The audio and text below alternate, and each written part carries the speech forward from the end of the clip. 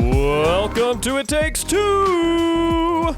I'm Clarissa, the couples therapist. And I'm Charles, the marketing professor, talking shop on relationships, mental health, and the do's and don'ts of first dates. We'll cover the question, what are the most common first date mistakes people make and how to avoid them? We'll also share a fun date idea and connection question you can use with your partner to take your relationship to the next level, so make sure to stay tuned till the end. Clarissa, there was a survey done of 3,000 men and women, and apparently 1 in 5 men claim to have fallen in love at first sight. Just over half were, quote, smitten after just one meeting, and nearly 3/4 had lost their hearts within just 3 dates. That seems pretty fast. You know, I was reading that same study, and only 1 in 10 women say they experience love at first sight. Most women waited until at least the 6th date before deciding whether or not they had found the real thing. What I find so ironic about this data is that men are apparently the logical ones and women are the emotional ones. Yeah, interesting. But that sounds so much more pragmatic to me. Yep. Especially when you go on, like when you hear what the experts say. Yeah, so Dr. Gordon, he was the one that did this study. He said men tended to tick more, quote, superficial boxes, such as looks, to help them decide whether they were in love. Women were a little more complicated and likely to weigh up the pros and cons before settling on their choice. Women are better at reading social situations and are more likely to ask more questions of themselves after meeting someone, like, is he going to make me feel secure, and will he be a good father to my children? Meanwhile, men are like, is she pretty? She's so pretty, I'm in love. This must be the one. I feel things in my... What's funny is we literally know people. Like, when you started talking, I'm like, you know what? I literally know, I can think of maybe a handful of men who married their partner and said it was love at first sight. And one of the things that they cited was how pretty they were. Yeah. No, 100%. I can think of a few people as well. Ours was not love at first sight. There was interest at first sight for sure. That's fair. When I saw you at that wedding, the first time I met you, I was like, oh, who's this girl out on the dance floor having a good time? She seems pretty cool. That's interesting. I wonder if it would have changed if the first time we met was our first date. Ooh, that's a good question. Because if that was the case, then maybe mine would be love at first sight. Aww. You were the one of the 10 women? Yeah, maybe. Who thought with her instead of her head? I don't know if love would be the word, but I at least, after I first met you, did feel very, very, very interested. Yeah. But that's fair. Maybe not love. Yeah. After our first date, though, maybe we'll talk a little bit about our first date. Yeah, good point. There were sparks flying on our first date. Good point. Anyway, according to the findings, just to wrap this up, the average man falls in love just over 3 times in their life, while women say that they only fall in love once. Oh my gosh. Isn't that interesting? That's so interesting. I think that's so interesting. Men were also more likely to say, I love you first, and to pine after their first love.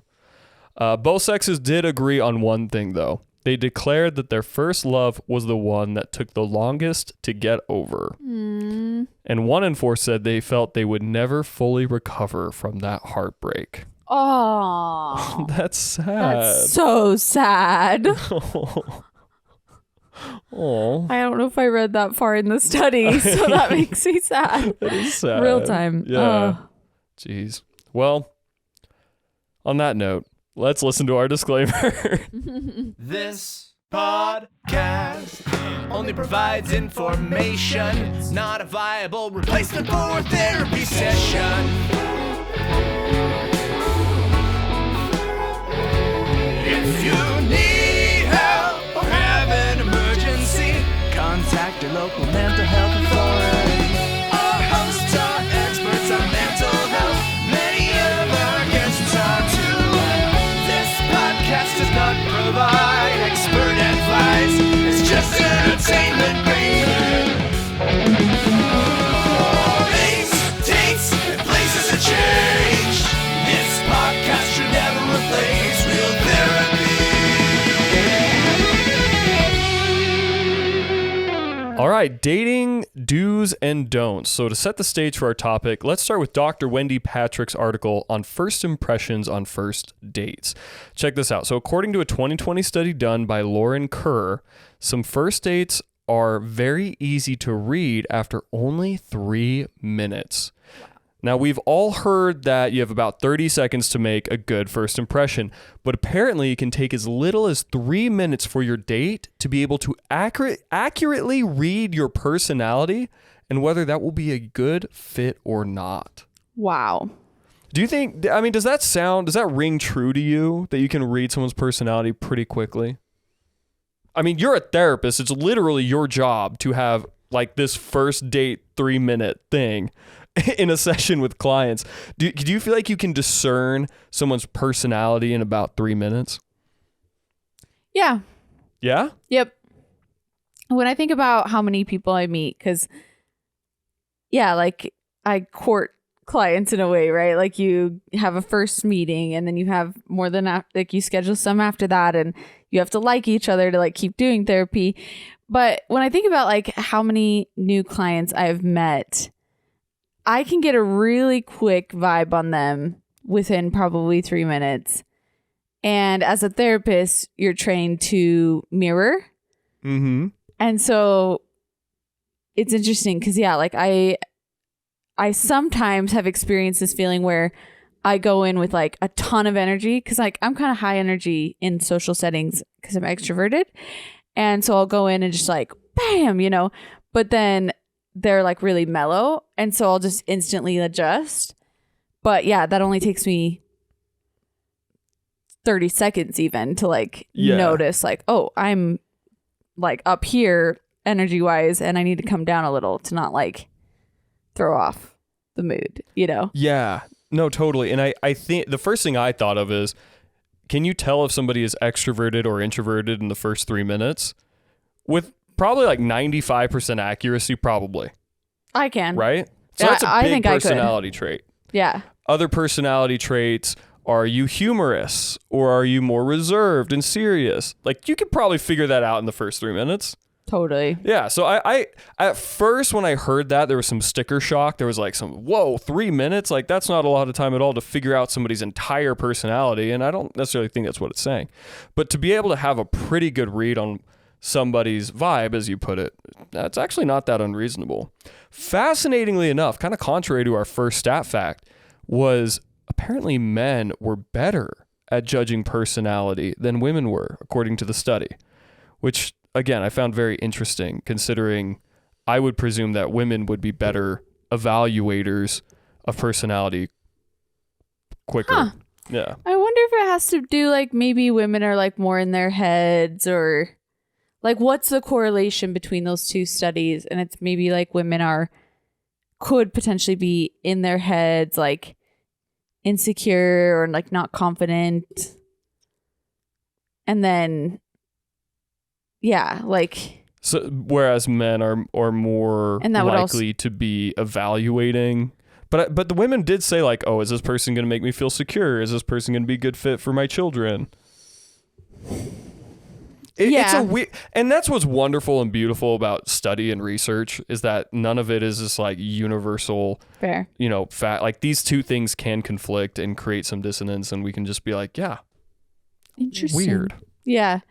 But I still stand by what I'm saying. Like if women are historically more like self-conscious about like what they're wearing, how they look, I feel like, yeah, it would maybe take them longer to get a read on somebody else's personality because they might be in their heads. I see what you're saying. But that doesn't necessarily inhibit them from making like a sound decision on like if their partner's a match. Oh, I can see that. You know what I mean? So that like that would work for both studies. But Yeah. what do you all think? Yeah. Love to hear it. Throw it in the comments. Oh, also on that note, since we are talking about first dates, we would love to hear your first date stories. Oh my gosh. Best first date, worst first date. Seriously. We are starting a dating series playlist similar to, some of the other topics that we'll be covering in this podcast. And so we'll definitely circle back and share. Mm-hmm. So send them in. Send us your best stories, your worst stories, the weirdest stories. We'd love to share those on the air and give you our breakdown of what your first date might have been doing. Clarissa will do a great psychoanalysis for you. So remember, though, this is not therapy. Okay. Anyway, moving on.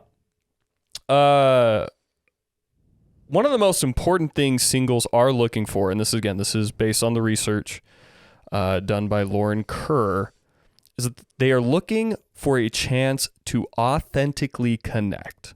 Not through pretense, but through personality. First impressions are important, but conveying your personality in an authentic way is what will most likely lead to a healthy relationship. Yeah, I immediately, because again, my sphere is marketing. I'm a career strategist as well. And when I think about people going into a job interview, they always have this mindset of, I have to impress the hell out of my panel, the hiring committee, right? And I think we oftentimes feel that way when we're in dating. Like on a first date, I just have to be the most impressive, only the best side of me conveyed and portrayed to this person I'm dating. And that is kind of a trap. It's a pitfall. Because people want to see who you genuinely are. And if they don't feel like they can read that, maybe in the first 3 minutes, they'll write you off. And so it's important. I just love that they highlighted that, is that being authentic may be the very first do on our list of dating do's and don'ts. Clarissa, what do you think? I love it. I think that makes so much sense, and I would put it on the first. Number one, be authentic. I especially like this because dating is about rejection just as much as it is about finding somebody. And I think when you normalize, like, I'm not for everybody, then it gives you more permission to be authentic, but then it also helps you find somebody that you would want to be with. And I really like that mentality because you don't want to be with somebody who wouldn't end up liking your authentic self anyway. Yes. So you shouldn't wait to show that. You should show that up front, because if it's going to end because of that, then you should find out earlier than later. Yeah. So you really should send it on your authenticity, in my opinion. Absolutely. And it's not necessarily about oversharing or like, here's all of everything and who I am. No, I think you do need to be selective in what you do choose to share in a first date. But that doesn't mean how you share that. What pieces you do should be genuine. Do you like to crack jokes? Are you sarcastic? Like, don't hold your that style, back. which we're going to get into some of this. But yeah. Just be you. Be authentically you. I love that. Don't try to fake it or be something that you're not. Because Clarissa, what you said was so good. If they aren't going to like your personality later, why would you want? Yeah, no, it makes perfect sense. Honestly, like, that's something I wish I knew much earlier in dating, is like, it's okay to like really just truly be yourself. Because I think like when you think about trying to put like your best foot forward for a date, I think you do put on a little bit of a front. Sure. And I would have just loved to know, like, I would have loved to have showed up more like myself, and then no matter what, like, let it fall, because it would have been nicer, Yeah. And I guess, for example, like, I think I am somebody who has opinions and I speak up and I'm bold, but like, I think in my dating career, or whatever you say about like that time period of your life. Yeah, dating career. Yeah. I definitely hid that bold aspect of myself, or like that more, sometimes people call it alpha female, which I effing hate, but you know what I mean? Like that femme fatale, that strong woman appearance, like I would have hit that 100%, and I wish I didn't. Yeah. So, especially because, I mean, granted, you end up liking that aspect, But it would have just been so cool to see how people respond to like the true me, I guess. Yeah, no, totally. And as a man, think about my dating career. Like, let's say you asked me a question on our first date, like, hey, what are some of your interests? I think at my worst, when I was trying not to be, I think I did learn eventually to be authentic, but earlier on it'd be like, oh yeah, I like going to the gym and I like being successful and I'm an entrepreneur, and so like I like starting businesses. You know, I would just focus on like what a man should be interested in, and maybe I wouldn't bring up the fact that I loved gaming. Totally. I didn't bring up the fact that I enjoy animated series or some of the quirky shows that I like. You know, I would withhold some things that were very authentic to who I was. Yeah.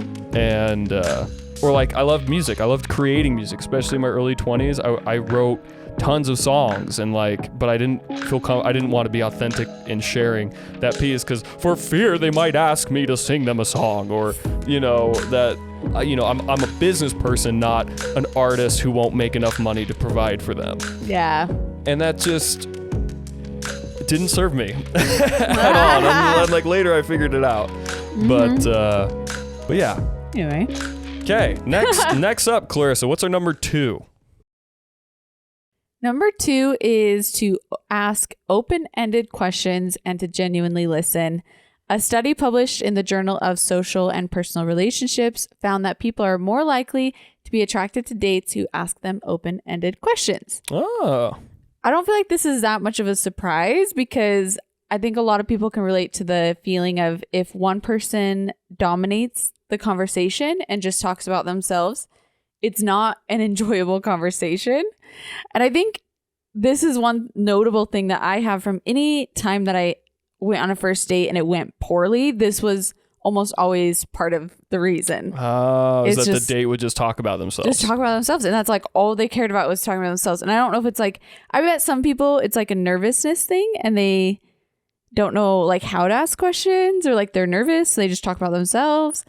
But I think it ends up being a huge red flag for most people. Absolutely. I think you're right. I think people who feel a little insecure, or they are trying really, really hard to impress their date, and so they're just talking about all the things that are impressive about themselves, but it is not attractive. It doesn't evoke connection. It's not vulnerable either. Usually it's it's not a good healthy exchange. I immediately thought of Love Island, the last season we watched, when Zach and what's her bucket? Lucinda, yeah, on like their first date together, or the first time they're interacting, Zach is just blah blah blah blah blah blah blah blah blah blah, just an hour talking about how great he is, and you and I were just like, oh my god, this guy. Yeah. Shut up. They actually did end up together, which is kind of ironic. It is ironic because he also kind of like put her down, or like would like I can't. I don't even know if I need to get into it. It just is one of the worst reality relationships I've ever watched. No, hey, but tell you what, reality TV, great place to watch first dates happening. Yeah, Hilarious. That's true. Dating do's and don'ts. Watch reality TV. Go through this list and see what's going on. Just observe what you feel. But I mean, maybe to that point though, maybe if you do mess up, you don't nail all these. Hey, it's okay. You can still recover. You know, don't put pressure on the moment. Just these are good things to keep in mind. Yeah, and honestly, the open-ended questions and genuinely listening is really just like overall communication skill that would serve you beyond dating. So it's not like you should just learn this just to go on dates.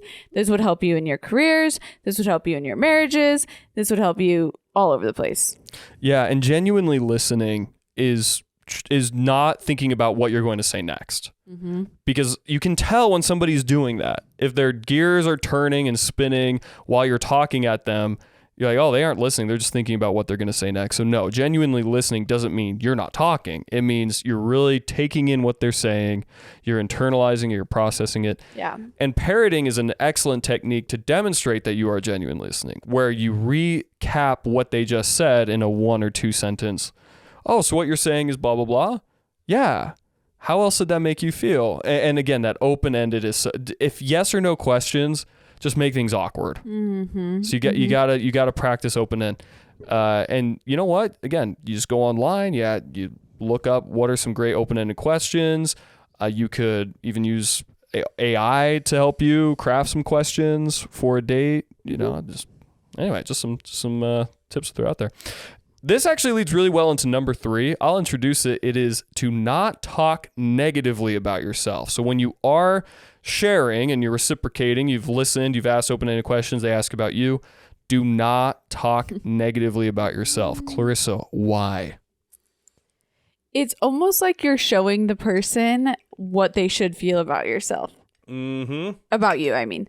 So if you're talking negatively about yourself, then I mean, it's marketing. Like, you're not really showing the product that's actually out there. And honestly, like, people think worse about themselves than others think about them. And so it really isn't an accurate representation of you because you're almost always harder on yourself. And so this is like about your appearance, about your lifestyle, like, just leave it out. Like, and I think there was, when we were researching for the pod, there was also so many things about just being positive in general, and like optimistic in general sets a really good mood. So this is my thoughts. Yeah, no, I think that's excellent. And to that point, I love how you said it, is you are telling the other person how to view you when you speak negatively about yourself. Now, just a little caveat there. I love self-deprecating humor. And there's a difference there. There's a massive difference. Being able to laugh at yourself is actually a very endearing quality. It makes you relatable. It builds trust with your audience. So a little self-deprecation can be phenomenal. And again, we don't want to dive into the nuance of that right now, but a little joking about yourself. Like, one that I always do is I always make fun of being bald. Is being bald actually a downer for me? Well, sometimes. See, that was a self-deprecating joke. If you did that, if you had air come out your nose, that means your self-deprecating joke was successful. But I'll say something like, someone will compliment my beard, and I'll self-deprecate and say, well, I had to shave off the top in order for the bottom to grow out. And I don't know, just people silly love that things one. they do, and so a little bit of that's just fine. That's great, but don't speak negatively about yourself. I was gonna say, I think that's safe because in your example, you're not actually torn up about being bald. Yeah, like, you're past that. Actually, I think that obviously there's a small part of you that would love hair. Yeah, like when you're rocking out to a exactly. band. Yes, like we've talked about it. Yeah, you would, and when it's cold outside, like, there is part of you that would love hair. And when I look at Henry Cavill's The Witcher or Jason Momoa. But it's not like you're crying in your bedroom about being bald. So, like, it's kind of that thing. And to that point, if I was like, God, being bald is so terrible. It's so ugly. That's so awkward. So awkward. I'd be but like, people sometimes do that. I think it looks great. False modesty and false humility, also a dating turnoff. You don't need it. No. Okay. Moving on. Clarissa, what's number 4? Sorry, I got thinking about what you were saying, false modesty and all that. Yeah. And I just got thinking, like, it really is like confidence. Like, confidence is sexy to people. People love confidence. And in this weird paradoxical world that we live in, people think that that's like too much or not okay or something like that. And it's just, no. Like, confidence is sexy.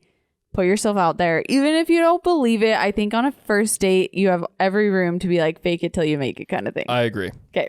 No, I 100% agree. Number 4 is dress and appearance. I actually think it goes great with confidence. I agree. Yeah. And genuineness, authenticity. This is what I tell people. And again, it's funny. I'm like talking about interviewing, but I think first dates are very similar to that Very similar. scenario.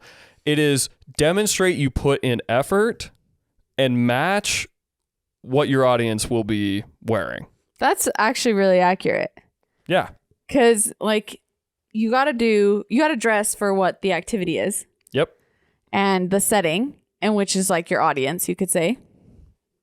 And then you also want to show that you didn't just like roll out of bed with like basketball shorts or something on. Clarissa, will you please tell the audience about that date where they showed up to your apartment to pick you up to go on a formal date? Oh no. Wait, are we thinking of the same one? Yeah, in the basketball shorts. I think so, yeah. And how I drove and Yep, that one. okay. Yeah, that one. Okay.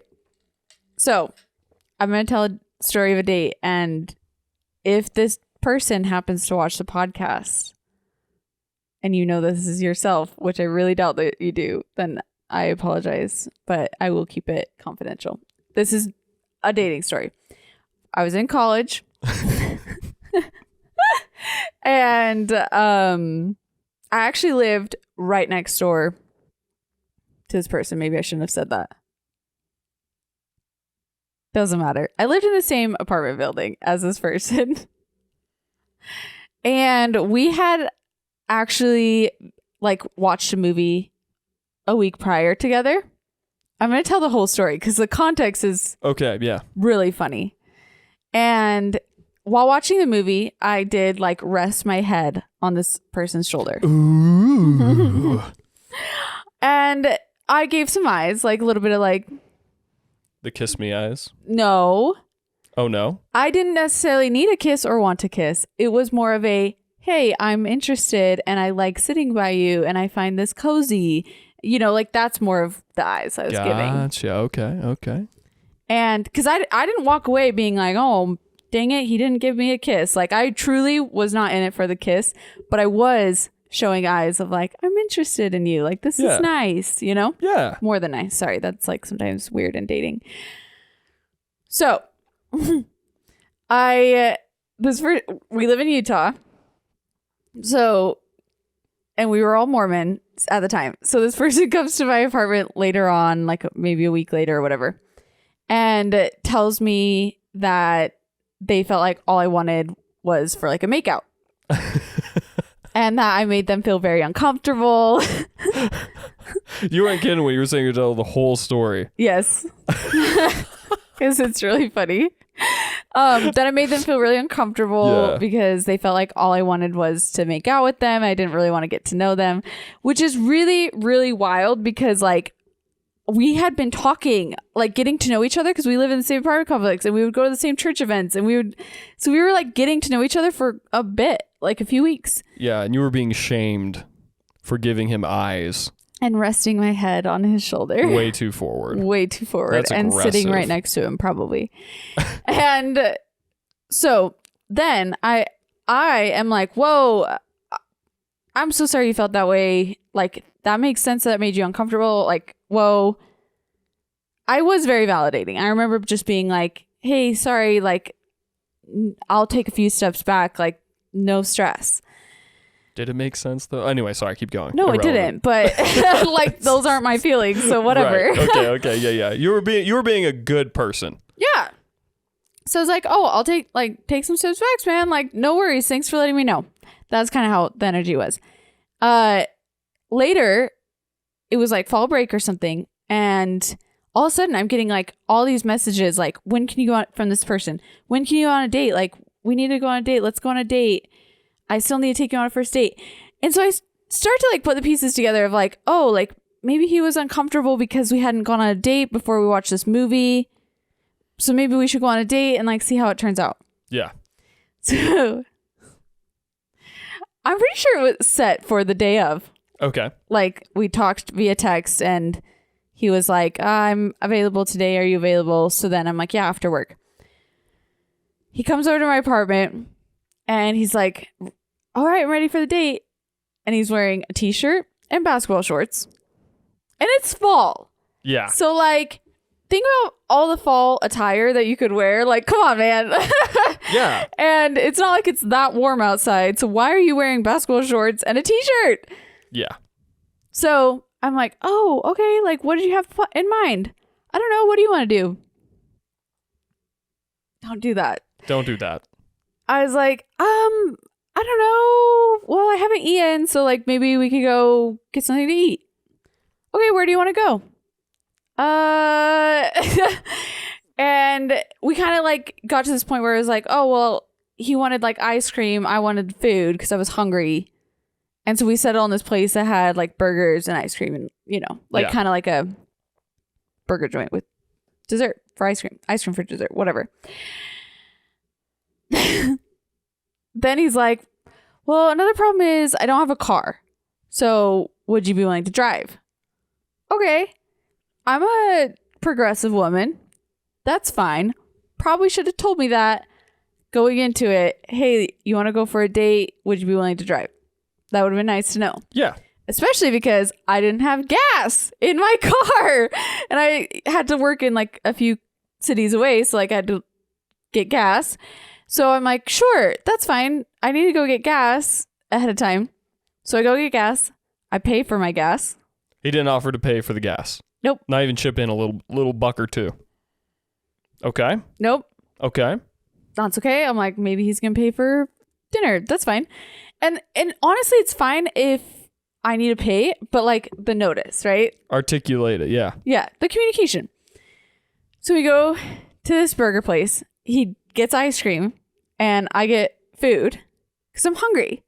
So obviously it's like uncomfortable, like as a woman, to be like eating this burger and fries and a shake, and he's just eating a shake. That's so weird. Yeah. So then I'm like, oh, this is super uncomfortable. And so then I'm like, I cannot let him pay for my food at this point because I have all this food and he has ice cream. Right. And I kind of got the vibe based on how he was talking that he only got ice cream because he didn't have enough money to pay for 2 meals. Oh, no. So that was kind of awkward. Yeah. So then I ended up paying, and I paid for his ice cream because I had a nice job at the time. I could pay for it. Yeah. But it's more of like, if you know you can't, then just be like, let's go for ice cream. You know what I mean? Like, be direct and forward and communicate. So we go for ice cream, or I pay, we get the food, we drive back. I don't want to go anywhere else, so I just drive home. I'm not like, what else do you want to do? I just want to go home.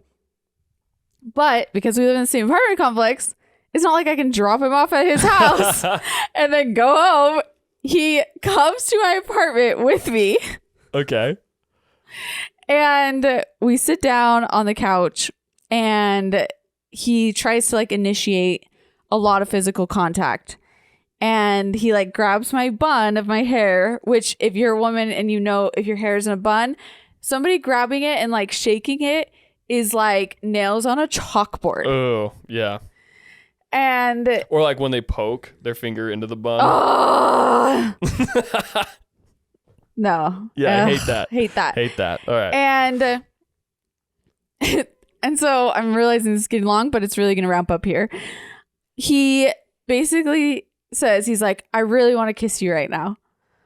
And in my mind, I'm like, I just took like 500 steps back because you told me you were uncomfortable with me resting my head on your shoulder and sitting next to you and giving you flirty eyes. And then this date just went so poorly where you didn't communicate your expectations or your needs at all about the date. And now you're saying you want to kiss me, but I am so far gone past the kissing that I am like, nope, no thank you. Yeah. And so then I referenced his conversation and I was like, I just don't know if that's a good idea based on what you said last week.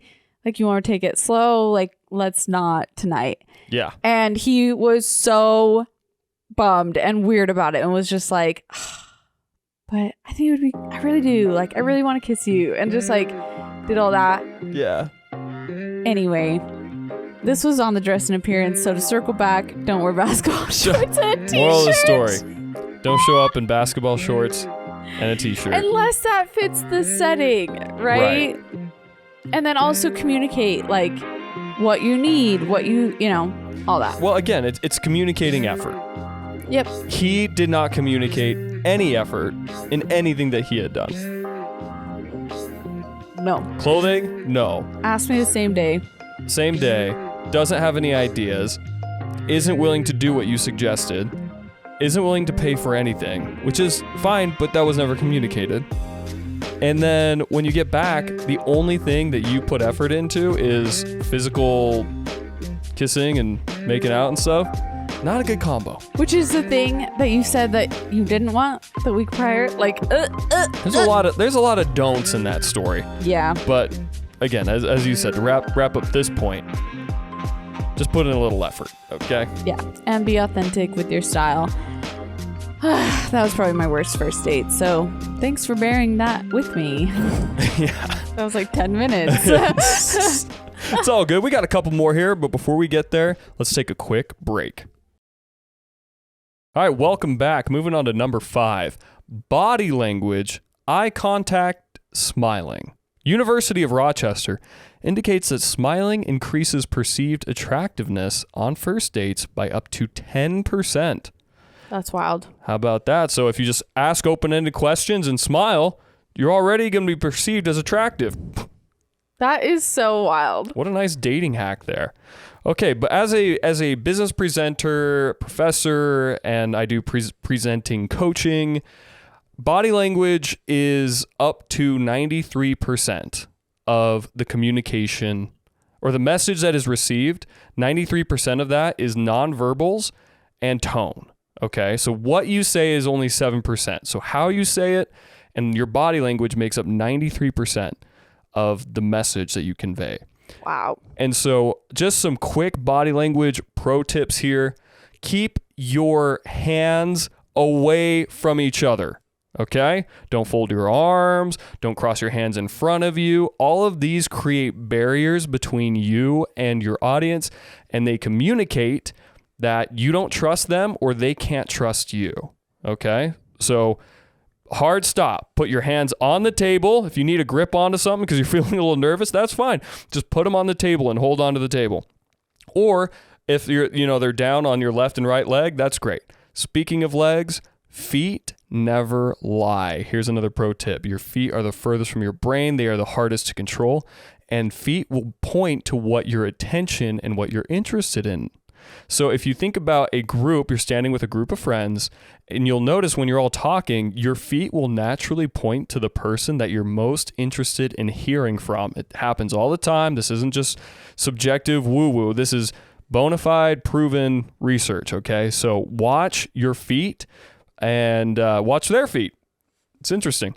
Don't cross your legs over as men. For women, I think it's a little bit different, especially if you're wearing a dress or skirt. Especially if you're wearing a dress. But again, as you are creating barriers, you are protecting your vital organs, and this communicates that you're uncomfortable, that you're not very confident. And again, we want to make sure that we do come across as self-assured and comfortable and at ease because of the mirroring effect. So we as human beings, we naturally mirror the body language of the other person. And so if I have my arms folded, my date is likely to fold their arms. And when we do this gesture, there are neurochemicals that are released into our brain that says that we are uncomfortable and now we are comfortable protecting ourselves. And so that, again, creates distrust and a barrier between you and the audience. So make sure, keep those hands free. Gesture openly when you tell stories, talk with your hands, make good eye contact, but not have a normal amount of eye contact. It's funny, like people have asked, how much eye contact should I make? More than what you think is normal, because when that's usually better, but obviously just staring into the eyes of your date forever is a little bit uncanny and weird. Generally, when someone is talking, total eye contact the whole time. And when you start talking and telling a story, you can look elsewhere, and that's more natural. It is really weird to just be like staring at somebody while you're talking at them constantly. Anyway. Yeah. Lean towards more than less is what I say. And then smile. Wow. Throwing some smiles. I instantly thought of when you were talking about feet, and then you were like saying like what to do. You're like, keep this, keep that. And that made me think of World of Warcraft. Keep your feet on the ground. Keep your feet on the ground. Anyway. Those dwarves, they know how to go on a first date. Tell you what, they're confident little buggers. Honestly, when I'm in therapy, I mean, I learn it in like when you go to school to be a therapist, they teach you all about like the body languages and like the mirroring the clients and things like that. But every time I fold my arms, I think about like your voice in my head of like, stop folding your arms. You're creating a barrier of trust. But I'm like, I'm comfortable this way. And it's like, I get like Yeah. And again, like I've heard that so many times from my students and whatnot, and I say, you know why it's comfortable? It's because you're uncomfortable with what you're experiencing right now, and so that's what you're communicating to the other person, is that you are now uncomfortable. I really hope my clients aren't watching this so that then they don't They're read gonna be like, me aha! You're when I folding your fold my arms. because if I know that I shouldn't be folding my arms and I'm folding my arms, then it's like, yeah. All right, Clarissa, number 6. Number 6 is to give compliments. Let me rewind. Number 6 is to give compliments, but don't be generic. And what's flirting and how much? Okay. Yeah, what would be a generic compliment? You look nice today. You have really pretty hair.